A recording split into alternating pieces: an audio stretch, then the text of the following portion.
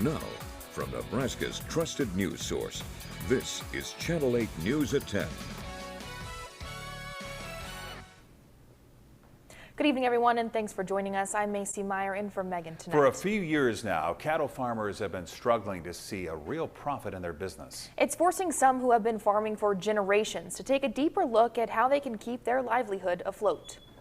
David Schuler describes it as the perfect storm. A major drought in 2012, a number of packing plants shutting down, and then COVID.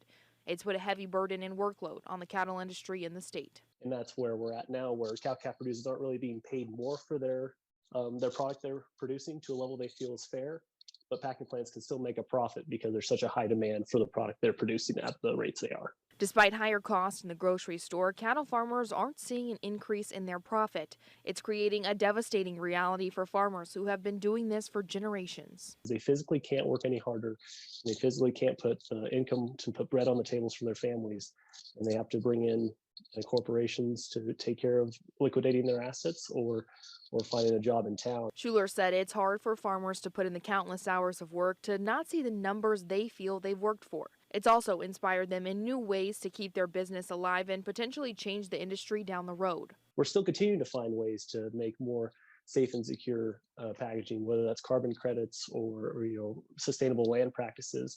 And that hopefully will push us to be better farmers and ranchers down the line. Schuler said his hope is that things will start to turn around in a year or two as more packing plants are built to meet demands. I believe that if you can make your margins work now, there's the light at the end of the tunnel, just on the capitalistic level. I mean, if demand goes up, obviously price is going to go up too, if we continue to believe in that free market economy.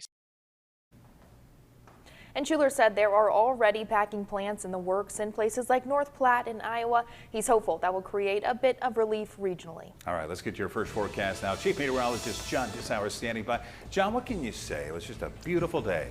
It was fantastic, especially if you like above normal temperatures. We made it to 82 degrees this afternoon in Lincoln. That makes it the warmest October 4th in 8 years.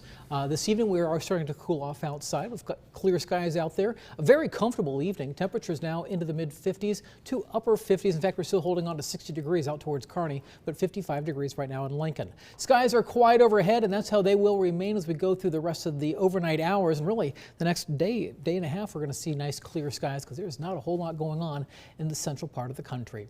For tomorrow morning, we will see our temperatures dropping down, or that's actually showing this evening, but we are going to see our temperatures tomorrow morning dropping down into the upper 40s to low 50s. We'll talk about how much longer this nice weather is going to stick around and when we may start to see rain back in the forecast. We'll take a look at that as well as some warm temperatures. It's coming up on my Storm Alert Team forecast. All right, thank you, John.